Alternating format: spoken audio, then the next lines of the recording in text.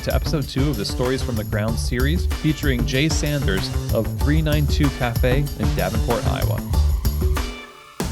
Well, hey everyone, and welcome to another installment of Stories from the Ground, brought to you by the Ground Control Cyclops brewer from Voga Coffee. This is a series where we are focusing on the stories of great cafes and how they have weathered the storm of COVID-19 and what they did to fortify their staff and their businesses. And we get a lot of great insights and takeaways from these conversations. And I want to let you know that you can download the takeaways from this episode and all the episodes on the Stories from the Ground series by following the link in the show notes.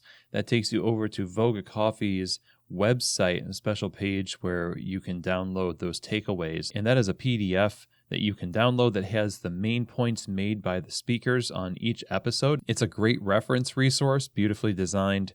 So again, just follow the link in the show notes to download the takeaways from today's episode. Like I said, this series is brought to you by the Ground Control Cyclops brewer from our friends over at Voga Coffee.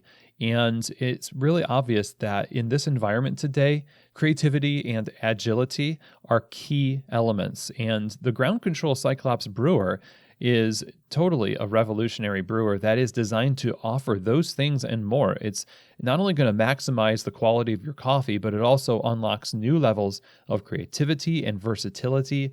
Just going beyond what you would expect from a batch brewer, traditional batch brewer, and really delivering what you need in the day-to-day life of your shop. The SCA award-winning technology allows you to extract so much more than you ever thought possible from your coffee and brew anything from batch brew coffee, tea, cocoa, batch iced lattes, batch cold brew. Again, it's a very versatile machine, and the Ground Control brewer gives you the control you need to navigate the changes with ease and excellence all at once. And so I would highly encourage you to check them out over at vogacoffee.com. That's VOGA coffee.com. Okay, well, today we're going to be talking with one of the owners of 392 Caffe in Davenport, Iowa. I actually have a couple of places, one in Clinton, Iowa, and one in Davenport. But 392 Caffe was established in 2011 in Clinton, Iowa.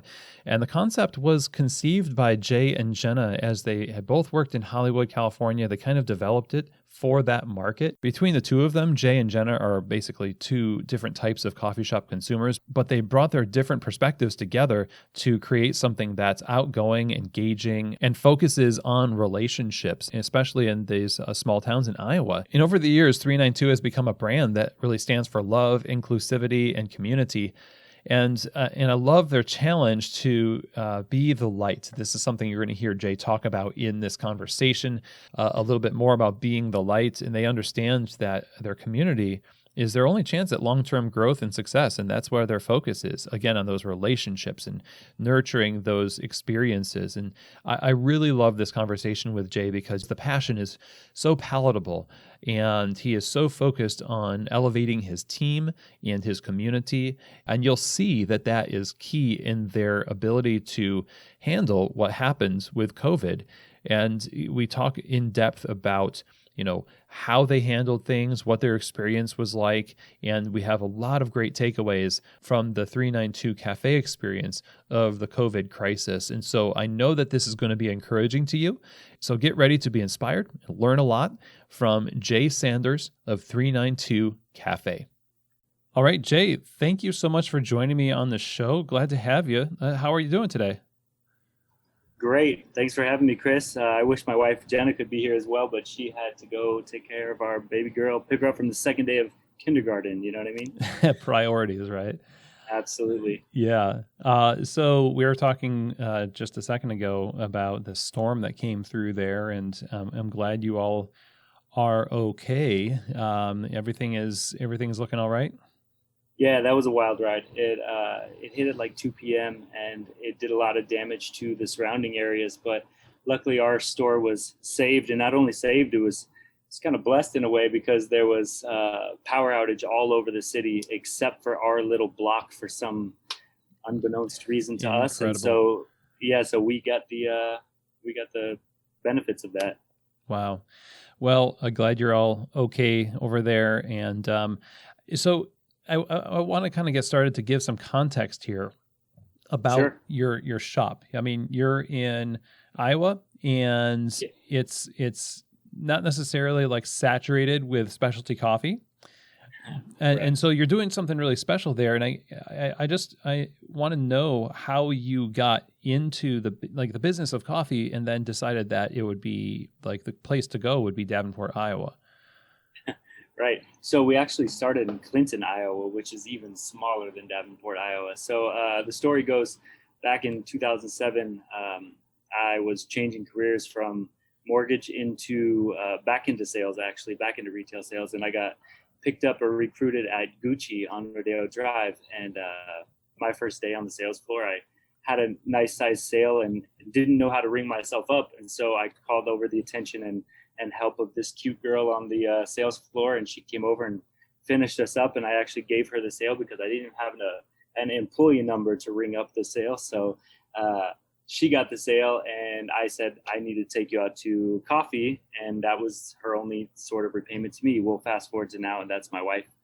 And so we met. We both worked at Gucci on Rodeo Drive, and that started a procession of dating around coffee, where besides the little coffee shops in Beverly Hills, which there weren't that many, but there were some fun little, places you could go grab a cappuccino or whatever. We would go to a lot of different shops in the LA area, which at the time, back in 2007, 8, 9, there was not very many options. Intelligentsia had just come to Sunset Plaza by our apartment or by the apartment that I lived in. And that was revolutionary to me. I'm from the Pacific Northwest, so I'm from Seattle and Portland. And, coffee, everybody said that was the coffee capital, but it was fast coffee. It was not, besides like downtown Seattle, there was not much in terms of craft coffee at all. And so when I was in LA, we used the cafe or the coffee shop for the cafe experience. This is where the screenwriters went, or this is where the lawyers had business meetings, or this is where, the guys came and did homework, or whatever it was. It was all about the difference in the cafe. It seemed to me like everyone had the same vanilla latte, or everyone had the same, frozen blended drink, and there were different chains and whatnot, but it was all definitely about the coffee shop rather than the coffee, until, Handsome Coffee Roasters and then Blue Bottle came and changed all of that. But so that's kind of how our coffee life started, by just dating in coffee. We got an opportunity to perhaps start a coffee shop in the LA market, and we were planning that, and we were working on the differences between what Jenna liked about coffee shops versus what I liked about coffee shops, because it turned out that we were two totally different coffee shop cafe consumers, and we liked different things. I liked to plug in and get work done, and she liked to relax and read a book, and we both enjoyed the coffee. But when we went to Intelligentsia and saw what service could look like, and what the whole latte art experience and just the craft aspect of it, we were like, whoa, this is another level. And so we were very close to putting our money where our mouth was and opening this coffee shop. We had an opportunity to be next to one of our favorite restaurants on Melrose, and she called her father back here in Iowa, and she's from Iowa, obviously, and she said, I'm about to leave this corporate paycheck and go into a coffee shop or a entrepreneurial life where I don't know where I'll get paid next, and I'm freaking out, and I was like, oh, just jump out the airplane and you'll learn how to fly, and I had started a couple businesses in the past, but and so she was talking to her dad all the time, and her dad was actually getting into business, but more of in real estate out here, and he was like, listen, I'm all my money is spent. I have no money to help you out there, but I just purchased a really old building downtown Clinton, Iowa, for pennies, and I've redone the upstairs 2 apartments, and we live in one, and we rent the back one, and the tenant in the back one pays for the entire tax title license of the building.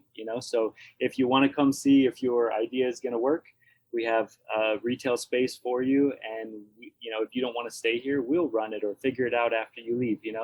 And so at the time, the other business that I had was at its down point in the season, and I had a couple months, and we weren't much more in terms of titles than a couple that enjoyed each other's time, and so there was really no titles at the time. But I was like, hey, let's go. I was always down for an adventure, so we picked up and drove our cat and our dog out here to Clinton, Iowa, and literally just got to work the day we got here. That was October 15th, 2011. Wow. And we started ripping the old walls down and the drop ceilings and the floors, and we found this beautiful 1905 hardwood floors and brick walls, and really tall metal ceilings, and we just like, wow, we found something cool. And we didn't know much about anything other than business in the coffee game. Like, we didn't know how to properly extract a shot of espresso. We didn't know anything about pour overs. We didn't know anything about that, but I knew that I liked it, and I knew that I was going to figure it out.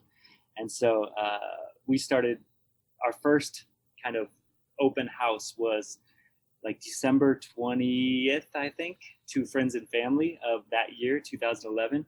And we grossly underestimated the possibilities in a small town like this, where we went from LA, which is, I don't know, 9 million people, to here, which is 20,000 people, and so we were like, well, 5 people are going to come, what, and so when we opened the doors for this open house, and it was all kind of friends and family and church groups and stuff like that, we had, I don't know, 250 people through the door, and we were like, I don't even know what to do with myself. It was just me and her and grandma and mom, and we didn't even have an espresso machine that night because it was still coming from Italy. We got like a custom espresso machine coming, and so it was a good time, and really eye-opening. But so then fast forward to 2012, we opened on January 2nd, 2012 on a more regular basis, and we had the espresso machine in play, and we had just been practicing, and I learned everything I could from going to Chicago and just picking baristas' ears or picking baristas' minds, to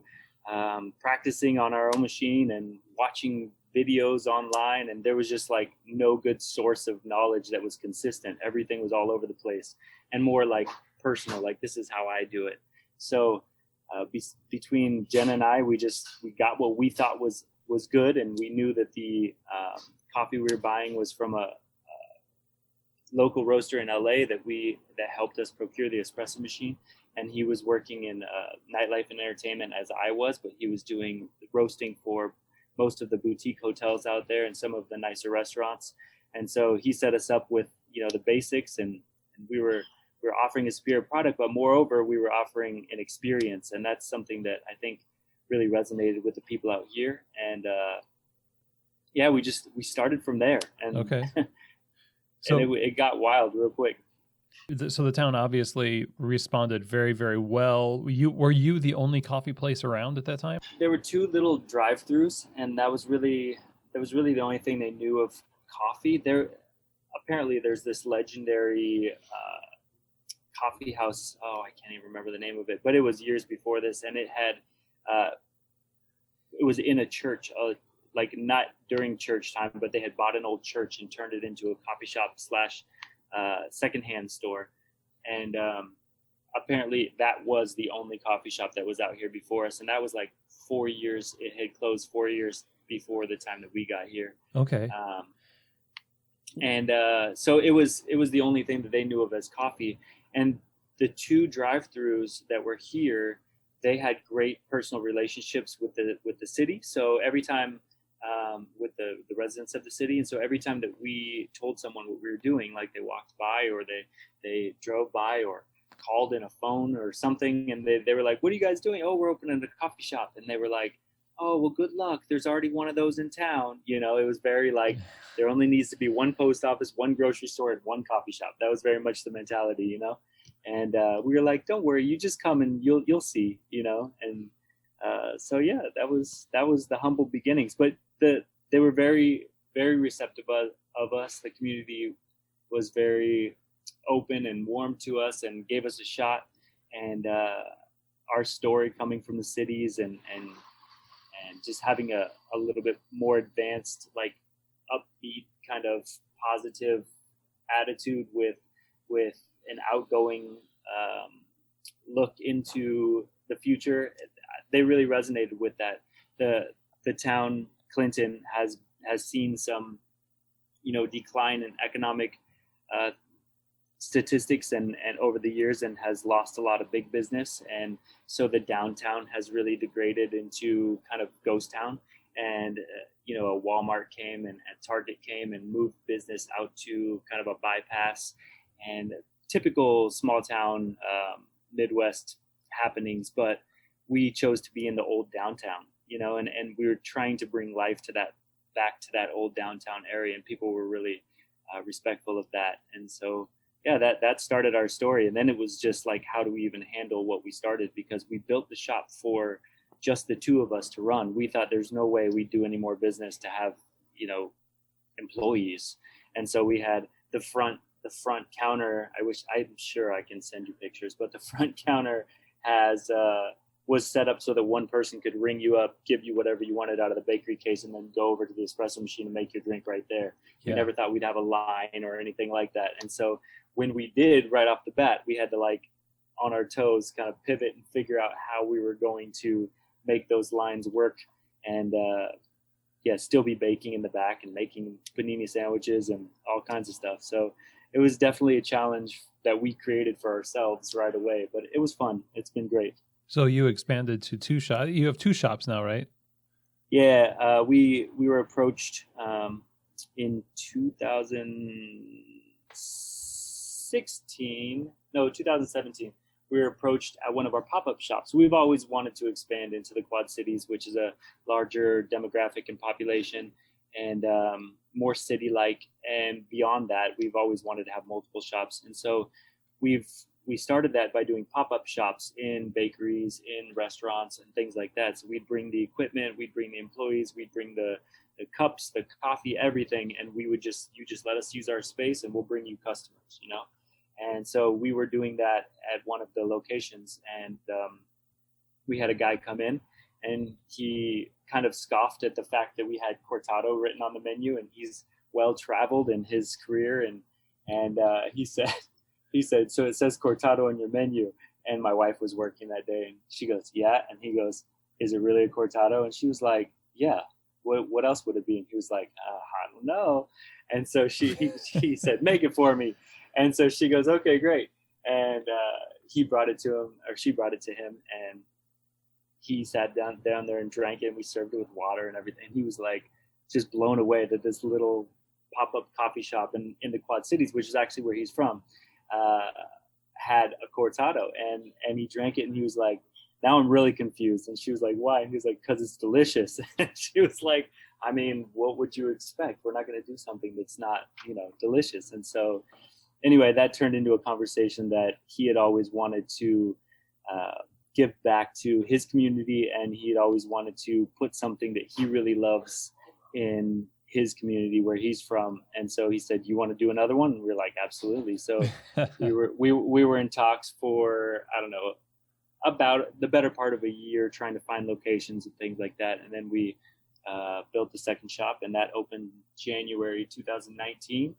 And it just blew up. And so now we have two shops rocking at full capacity, and they both had their own set of problems with recent events that we'll talk about soon. But they're doing great, and we're looking for a third location soon. And yeah, everything's cool. That's awesome, man. And so I want to just know, you bring this kind of a city vibe, I guess, like you were saying, like absolutely, and to a small town area. Now, you said people are really responsive to it, obviously, but I want to know, just more than having more of a modern take on coffee, more than getting a cool espresso machine, like, what is the experience that you are trying to achieve for the customer when they interact with your brand, with your coffee, with your employees, and they walk away? Like, what is the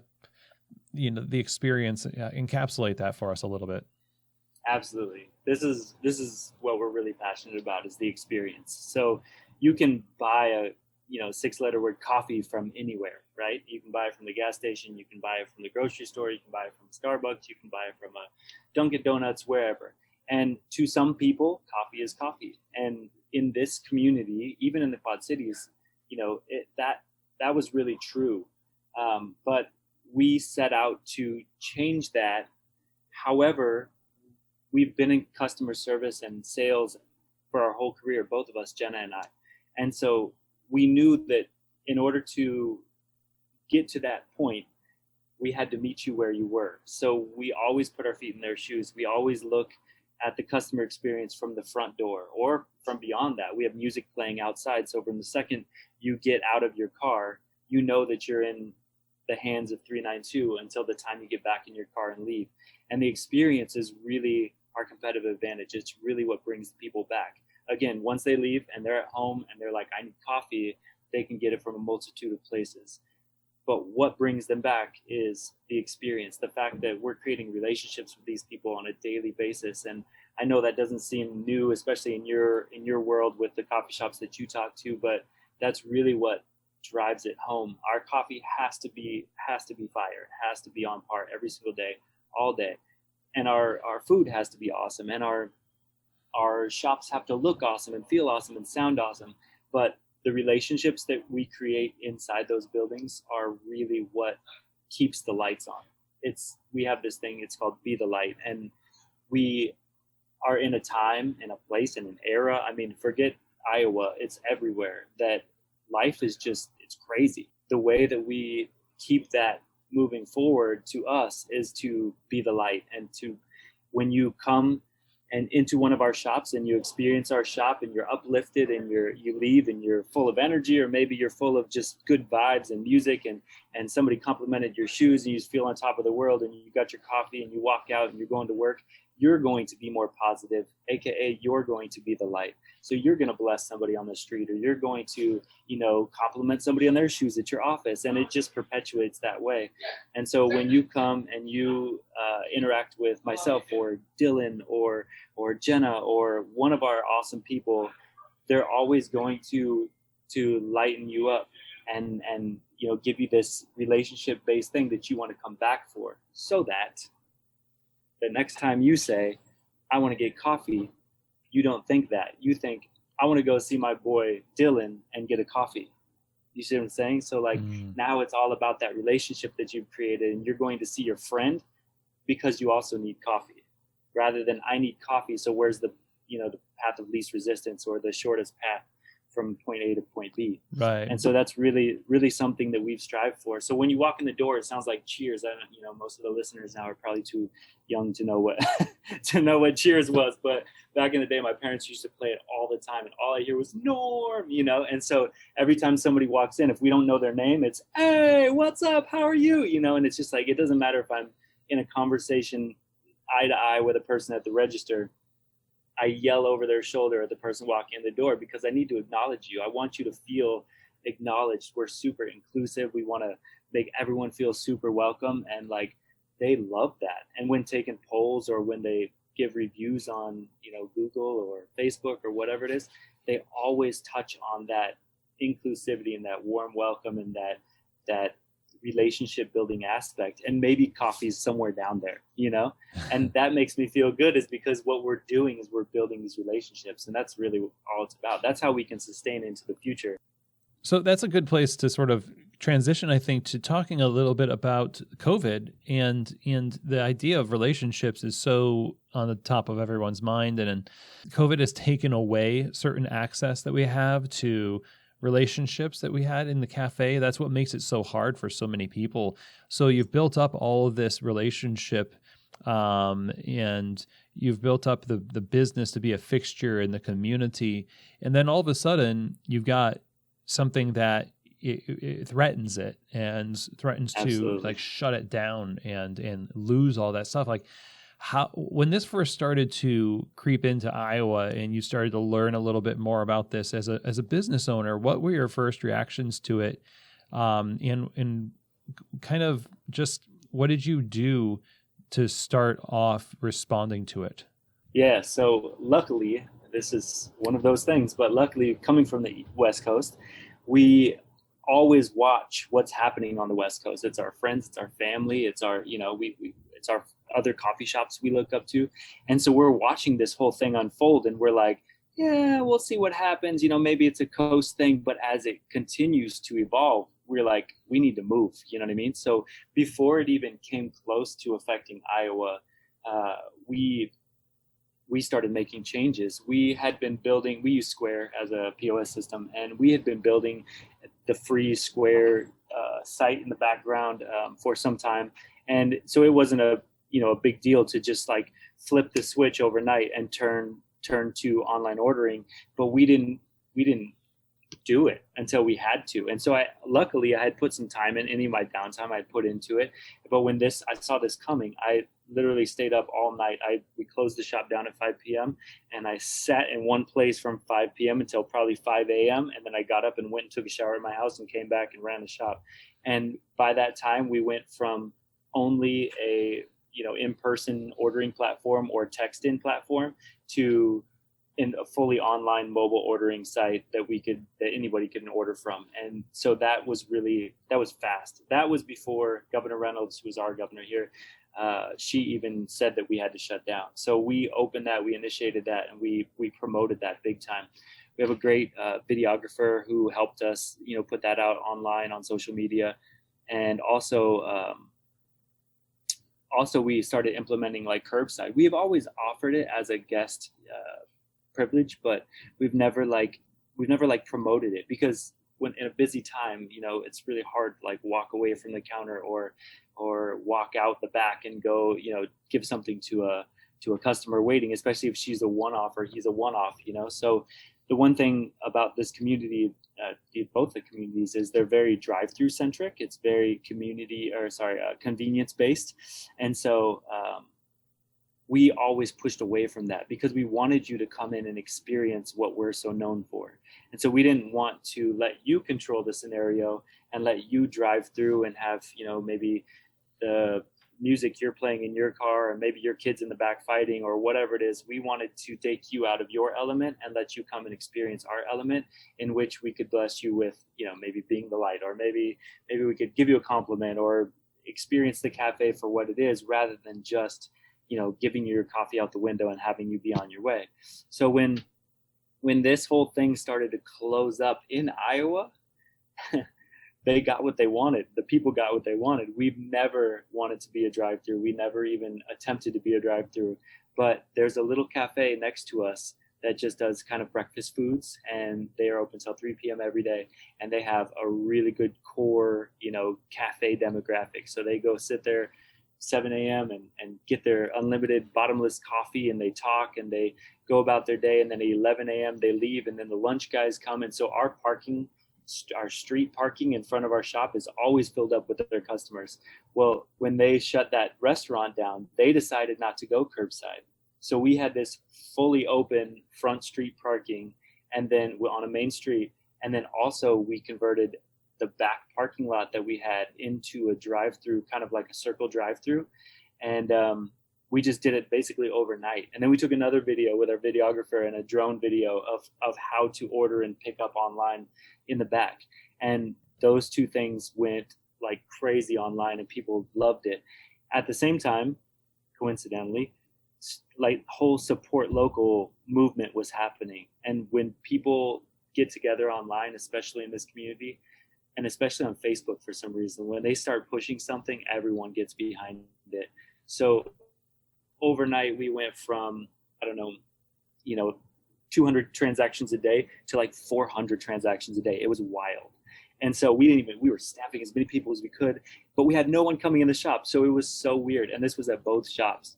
And so when she finally closed the doors and said that we, couldn't let anyone in the dining room, we were already rocking curbside and pick up outside, and it was great.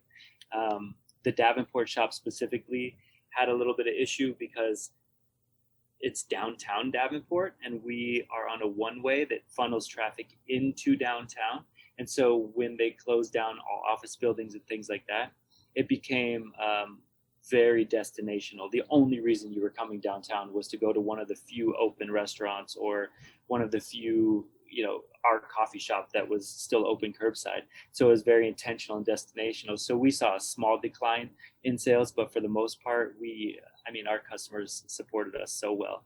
And so it was great. We were blessed during that time, and we've actually had really, really strong months through this whole thing. And And yeah, and it continues to be that way. We've developed clients and relationships that we didn't even expect to develop during this thing, but we just refused to shut down. We pivoted really quickly, and it was great. I love that you say that you basically were giving the population what they wanted, like that they Yeah. were really Oh my wanting more gosh. convenience. Yes. And I know that you were developing those things already and not promoting them, but talk to me about what you needed to overcome to, I mean, obviously the urgency of the situation probably overcame any kind of inhibition that you had, but did you at the same time worry that you're not going to be able to take that back, or it's going to damage what you had built, to like invest in all these convenience things that to you didn't really seem like you? Yeah. Not really. I think at the time it was so much. I'm a defiant person by nature, and my wife would tell you the exact same thing, But so when I'm or when I'm confronted with these huge hurdles like this, it the only thing that I see is how to get over it. And so between me and her, she's super organized, super detailed oriented. She got the word out to everyone, in terms of our employees, our staff. This is how you do this now. This is how you do this. We divided into both stores. So usually we work at the same store as a couple, and then we'll go to the other store as a couple. And both of our benefits, or both of our core strengths, needed to be balanced, or else it would be like, do this Jay's way, and then it would be like, do this Jenna's way, but those would conflict if we weren't together. So we have to like go together so that it's very balanced for them to understand. But we have an awesome manager at our Davenport store, and an awesome team at our Davenport store. We've just been blessed with that team, and so they just run it just like it's their own. They care about it so much. And so we were most worried about the Clinton shop because it was the most volatile in terms of customers. It's really a luxury in Clinton as opposed to a need.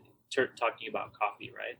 It's more of a luxury in the Clinton market, and it's like, as long as I have everything else taken care of, then I can go get myself coffee. But in the Davenport store, it's very much like coffee is a part of my day, so I need to go get coffee. It's just, where is the best experience I can get that coffee? So I was less worried about the Davenport store because of its appeal and its newness, and we really created a big thing there, than I was about the 8-year-old Clinton shop that was like, yeah, they'll be there when this thing is over. So I put a lot of attention in this Davenport, or in the Clinton store, and yeah, it just really worked out. But I wasn't really worried about it because that was the answer to the problem. Now thinking of it in retrospect, because I guess I've never thought about that question before. But the watching our solutions to these coming problems, or the in front of our face problems, it was a fun, exciting time, almost that felt like us opening for the first time, but knowing a lot more.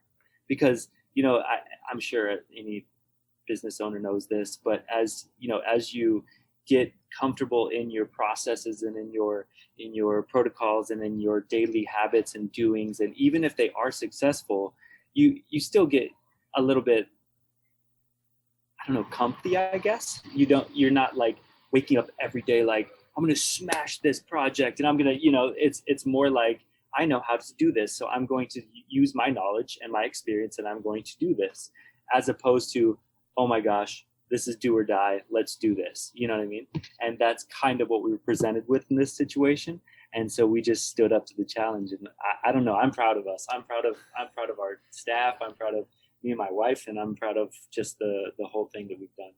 So talk to me a little bit about communication and staying clear on what the new protocols are, in terms of your customers and your staff, because now you're needing to, you said you're opening a new shop again. That's how it feels. And obviously Yeah. you've learned a lot about communication. You know about your your staff very well in what their capabilities are. So how did you approach communication so that you were informing people, but and also empowering them?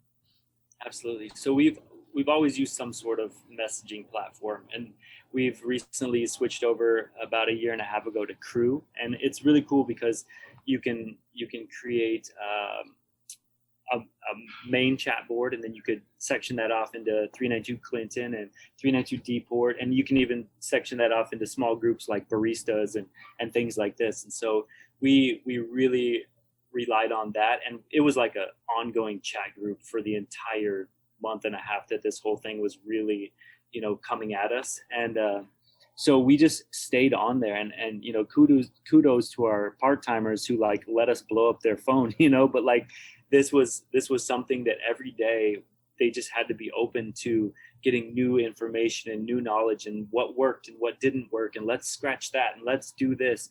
And we took over public parking spaces because what was the worst that was going to happen? We took over public parking spaces and made our own signs that said coffee pickup spot number 4, text this number when you arrive, scan this QR code to go to our online ordering platform, call or text us. So we've been text only since 2014, so you can't call any of our shops, and that's really helped streamline the process at the register, because someone can say, hey, it's Mary, it's so and so, I'd like my iced tea and my lunch panini, whatever, and we could just enter it right into the POS from right there, and then we'll say, give us 10 minutes, we'll see you soon, and so that's really easy, rather than the person that wants to call and say, what kind of sandwiches do you have? It's like, oh my gosh, I don't have time for this right now, and so we've relied on text, and we've built a following of text message people. So we always, when it's the first introduction of the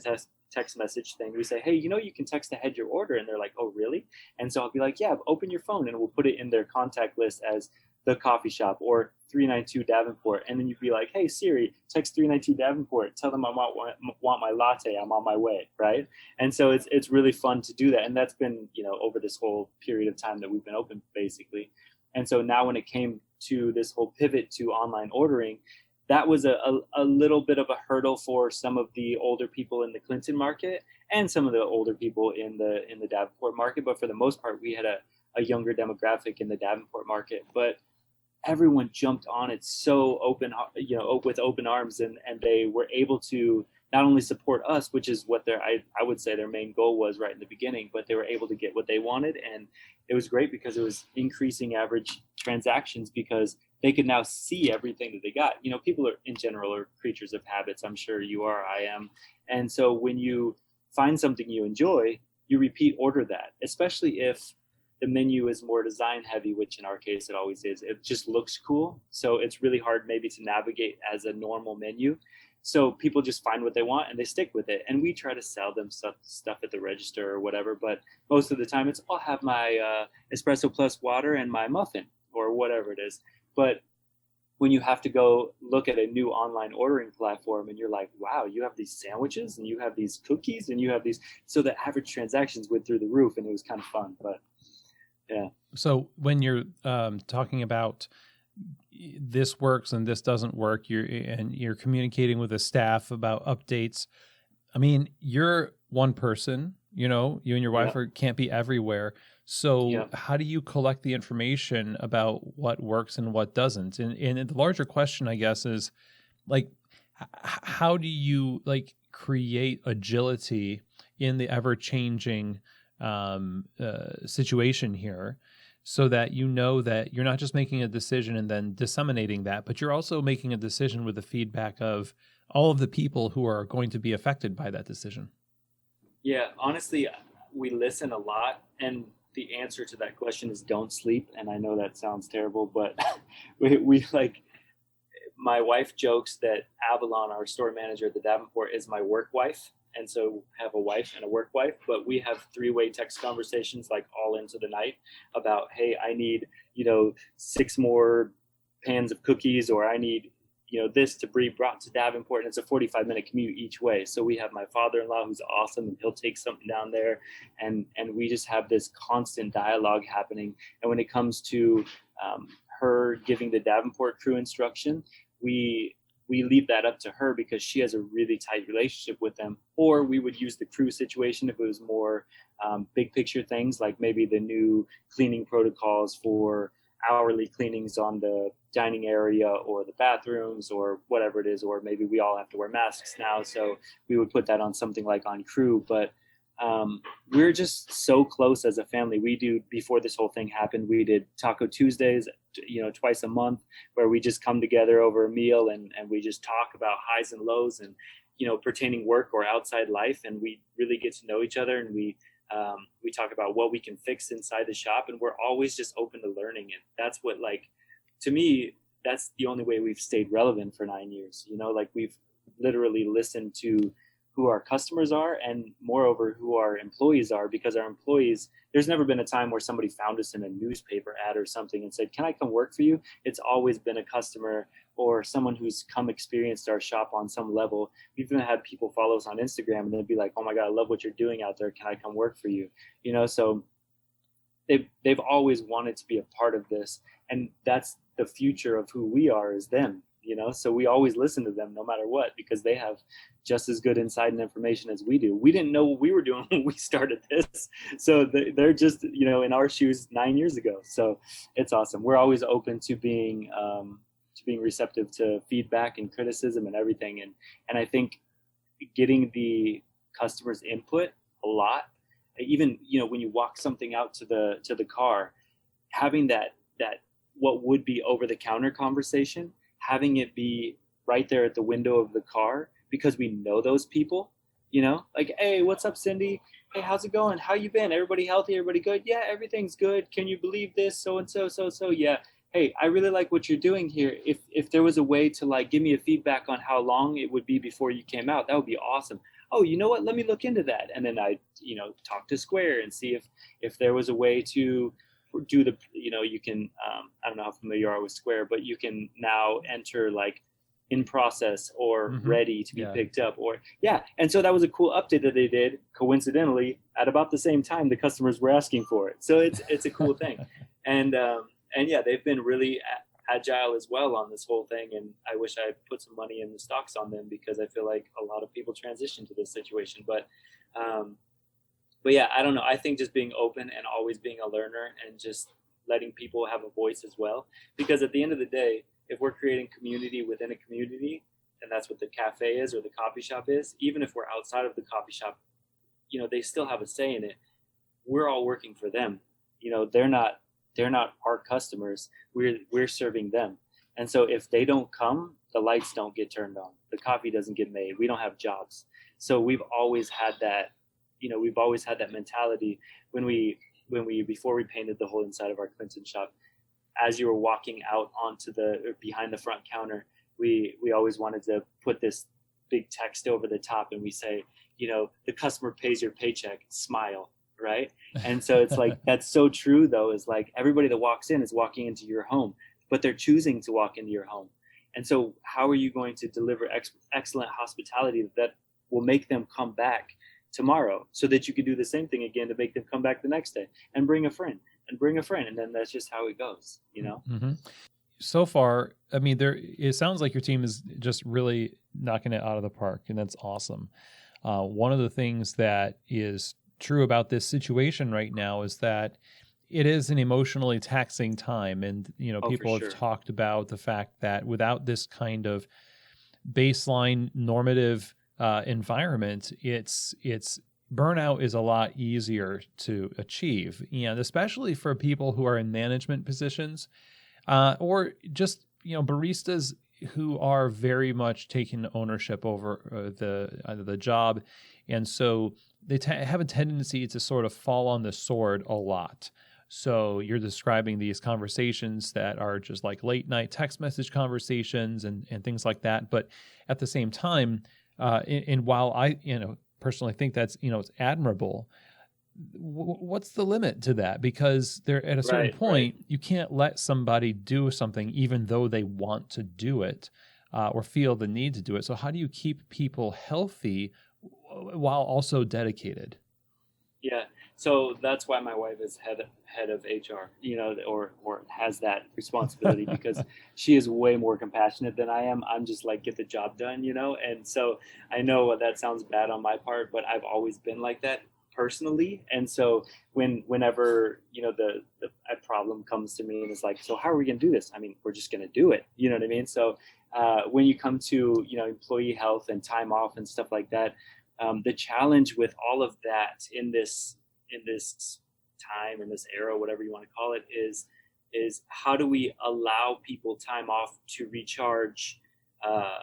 Obviously their 2 days or whatever their schedule is, but how do we ensure that when they come back to their work family, that they're not bringing in outside situations? Because just as much as we're trying to, ensure that our customers stay healthy, we're trying to ensure that we stay healthy so we can continue to operate with the blessing of all the business that we're getting, right?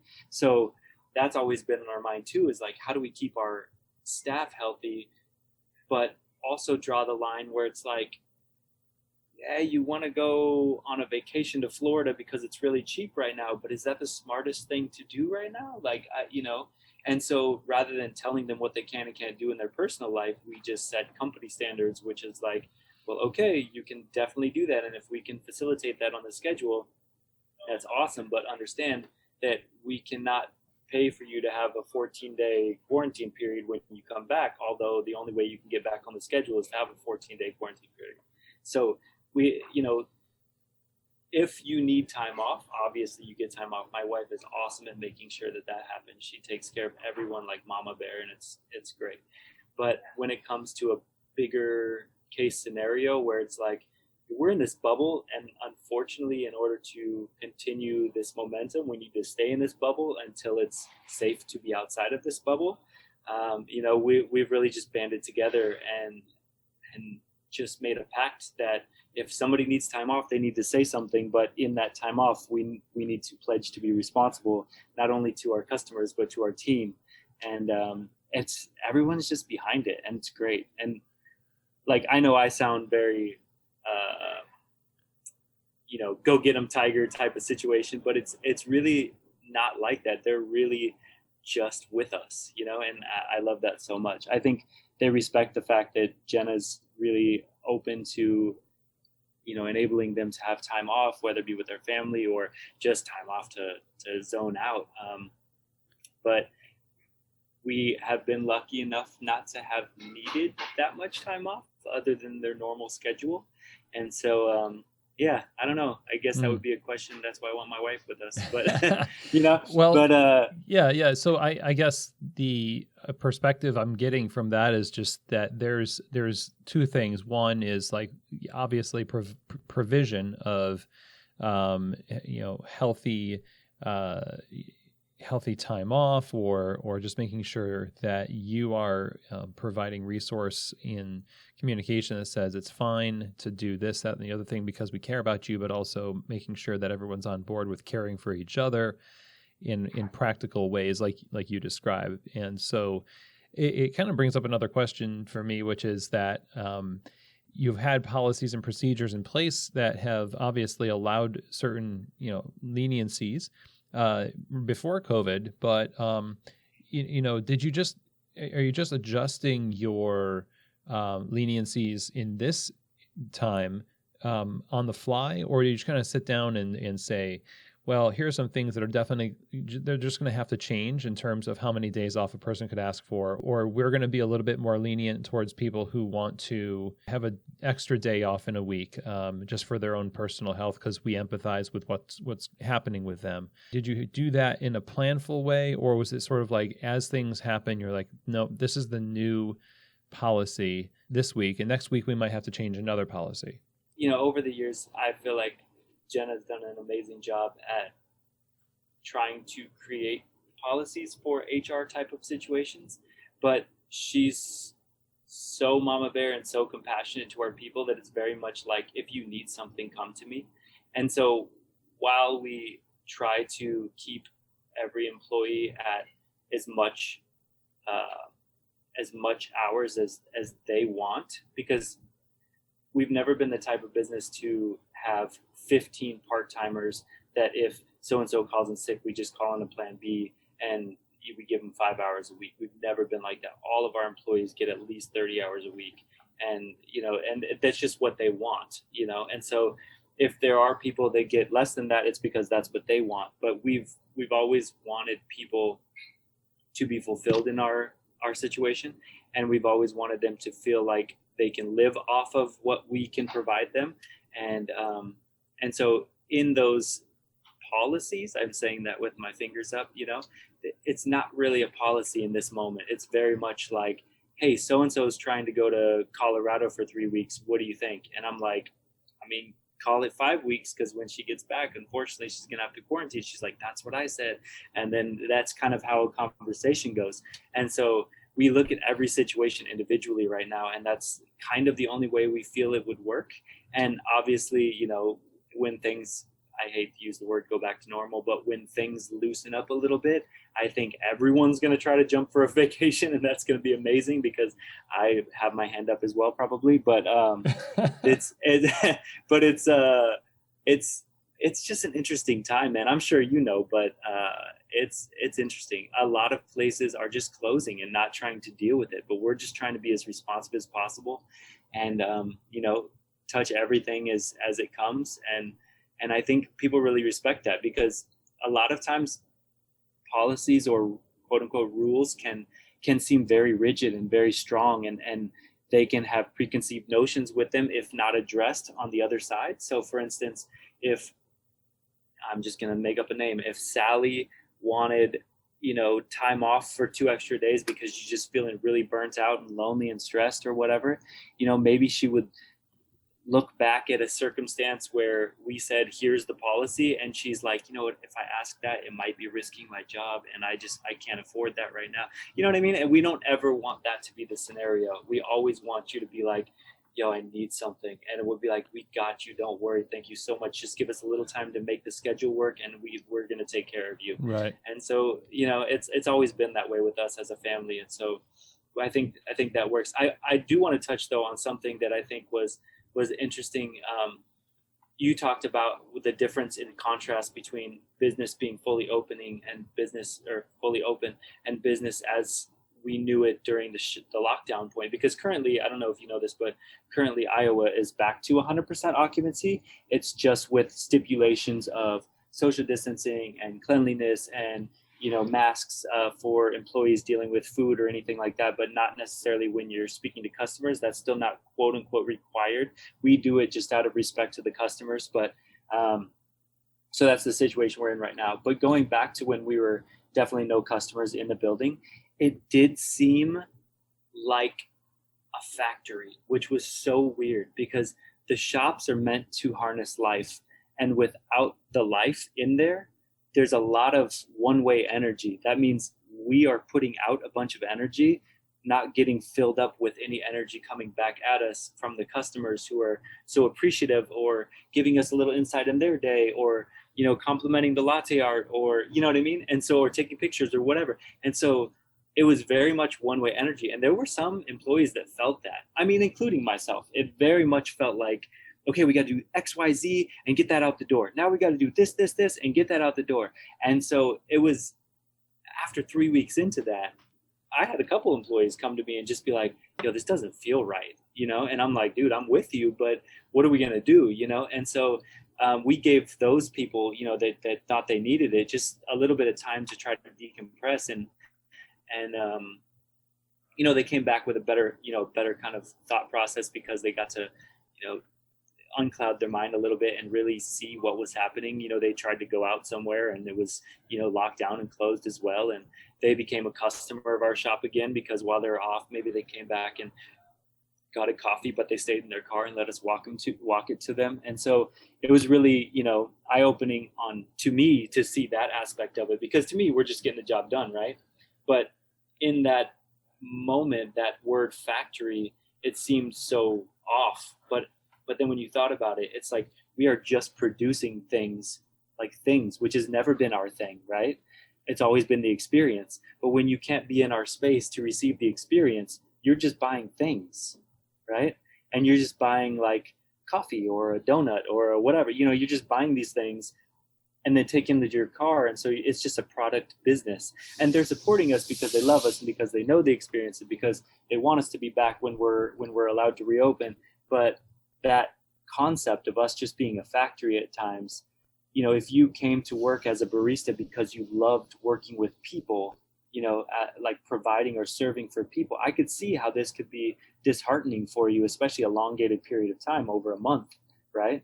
It's like, I'm not necessarily serving people anymore, but given a little bit of time to have a little bit of perspective, you realize that you still are serving the people, just in a different capacity. But I wanted to touch on that because that was an interesting concept that I don't know. I'm sure a lot of other coffee places that stayed open felt that way, but it was definitely eye opening for me to think that way.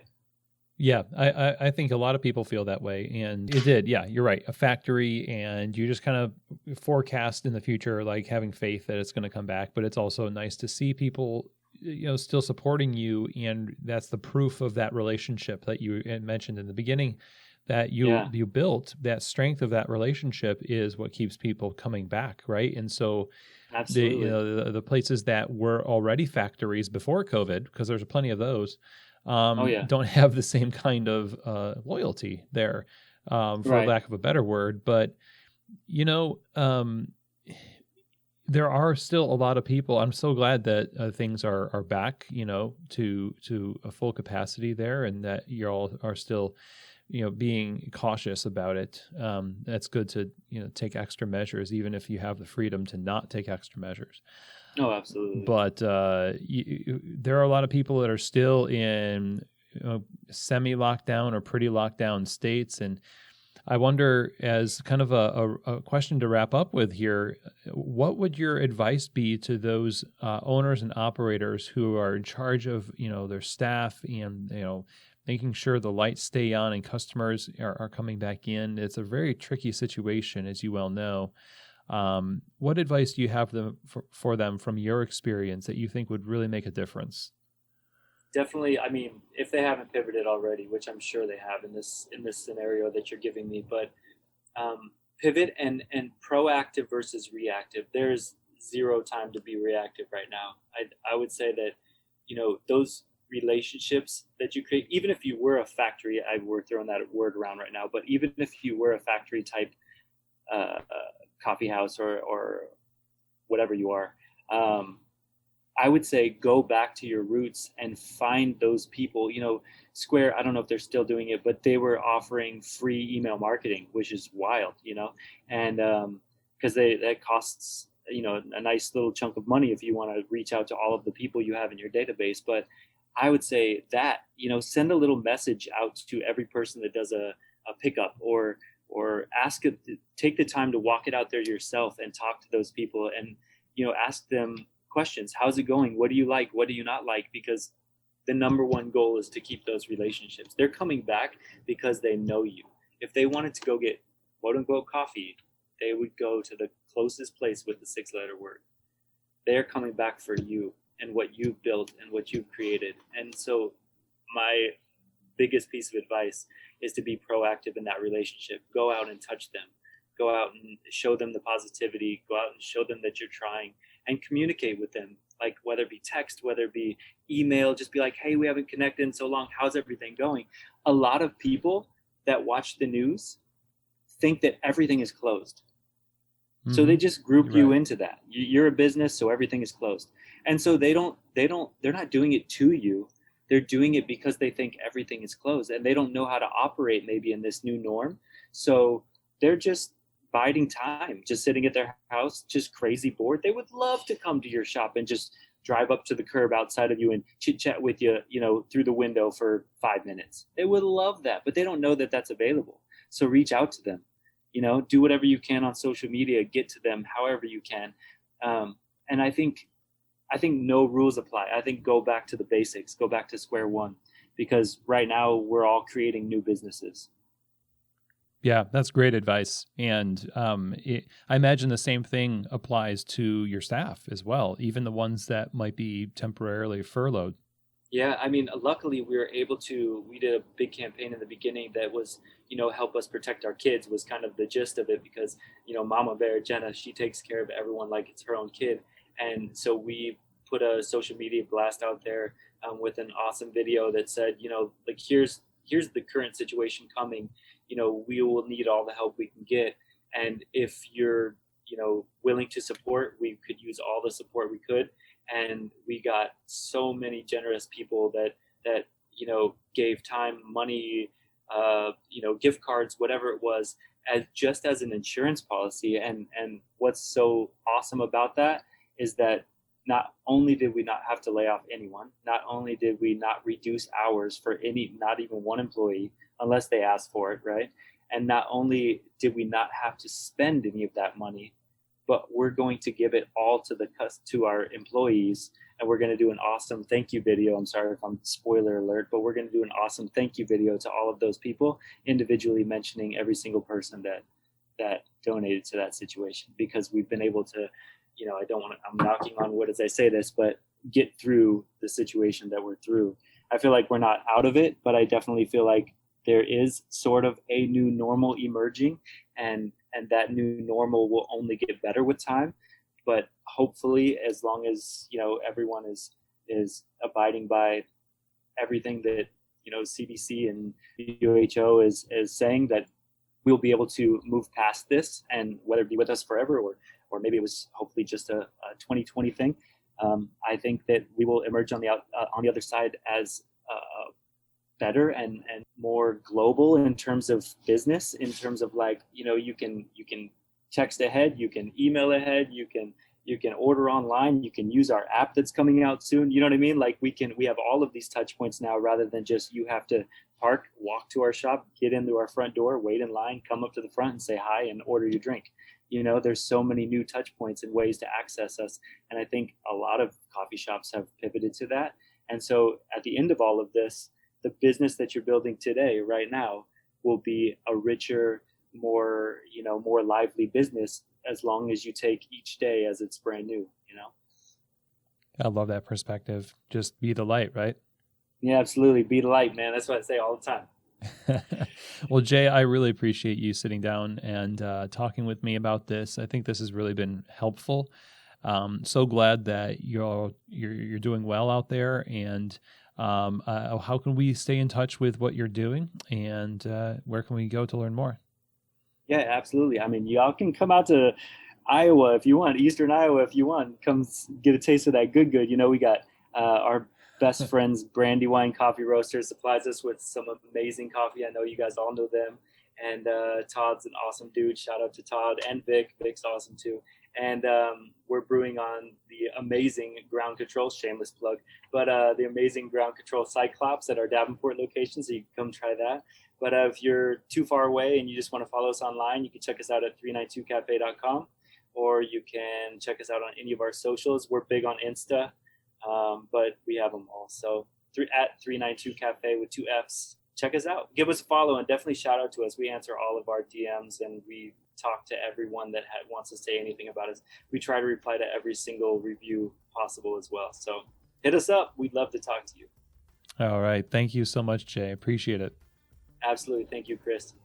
Okay, well, one of the things that I felt was really critical here in this whole conversation, not only was the focus on just a lot of preparedness, a lot of communication, but also it was focused on receiving ideas from the staff by giving them the ability to take into their hands the situation and create solutions. You hear him talking about being in constant communication with the manager and, with the staff, but being open as an owner to take on that feedback and then use that as a way to determine how you act going forward is really critical. And I also really love the idea that they're taking it a day at a time. And he talks about the rigidity of policies at this moment, especially, can really shut down conversations and communication. So really riding that line carefully of saying, okay, there's limits to what we can do, but also we want to take it on a case per case basis, because as their focus is relationships and community,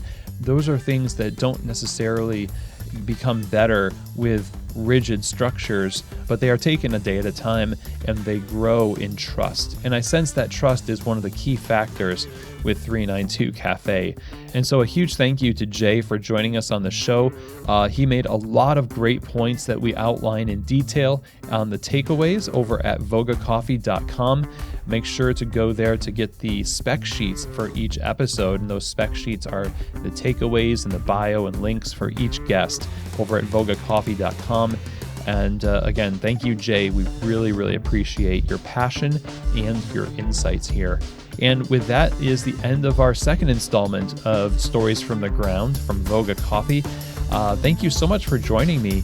And as always, I hope that this episode has truly given you keys to the shop.